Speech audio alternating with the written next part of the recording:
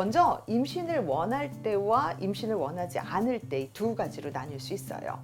임신을 원할 때는 아무래도 이제 배란 장애가 있기 때문에 배란이 잘 안 돼. 그래서 남들은 한 달에 한 번 임신의 기회가 주어져 있는데 나는 몇 달에 한 번 생리하다 보니까 도대체 언제가 내 배란일인지 몰라요. 그래서 이런 배란 장애가 있기 때문에 배란 유도를 고려하게 돼요.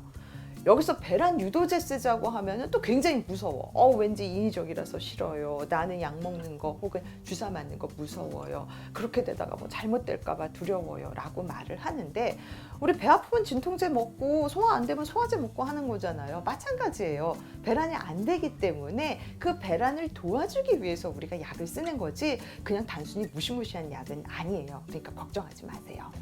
조금 전문적인 얘기를 하면은 이 배란 유도제에도 종류가 굉장히 많아요. 우리 굉장히 유명한 클로미펜이라고 하는 거 많이 사용을 하고요.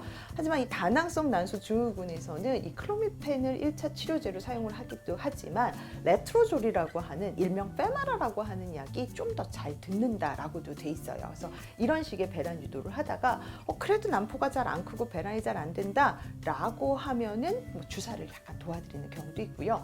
그래도 잘 배란이 안 된다라고 하면은 메포민이라고 하는 일종의 당뇨약인데요. 이걸 같이 추가를 하기도 해요.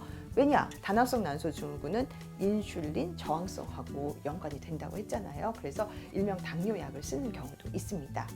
자, 임신을 원하지 않을 때 1차적인 치료제는 바로 먹는 피임약으로 돼 있어요.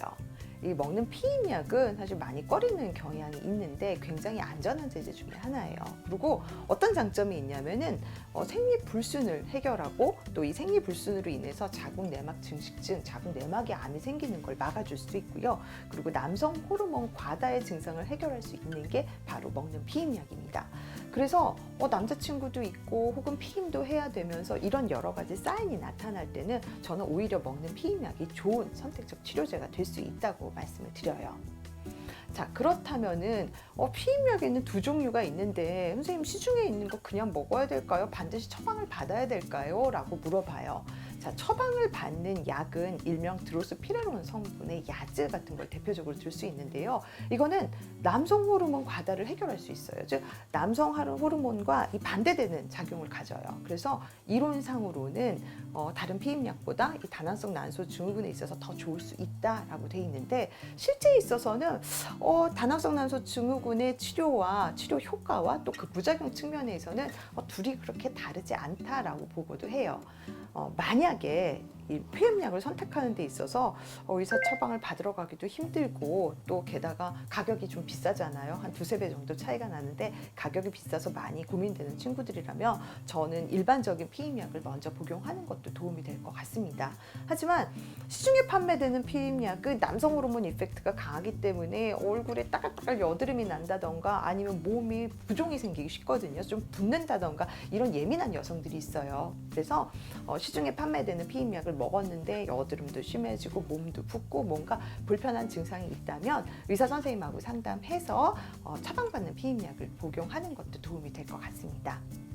피임약을 먹고 싶지 않은 친구들, 그럼 제가 어떻게 노력하면 이걸 좀 자연적으로 치료할 수 있을까요? 라고 물어보는데 그럴 때 당뇨 환자들 제가 얘기 많이 해요. 이제 당뇨 환자들도 혈당 강화시키기 위해서는 그냥 당뇨약 먹으면 되잖아. 근데 그거 안 하려고 운동하고 좋은 거 챙겨 먹고 뭐 이것저것 관리하는 것처럼 마찬가지예요. 다낭성 난소 증후군은 완치된다는 개념보다는 관리해야 되는 질환이거든요.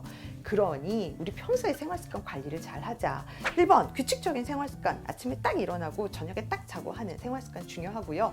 두 번째 운동도 좀 하고요. 세 번째 식이습관 관리해서 뚱뚱한 친구들은 좀 살도 좀 빼고 그리고 저탄수화물 식이습관도 도움이 된다고 얘기를 해요.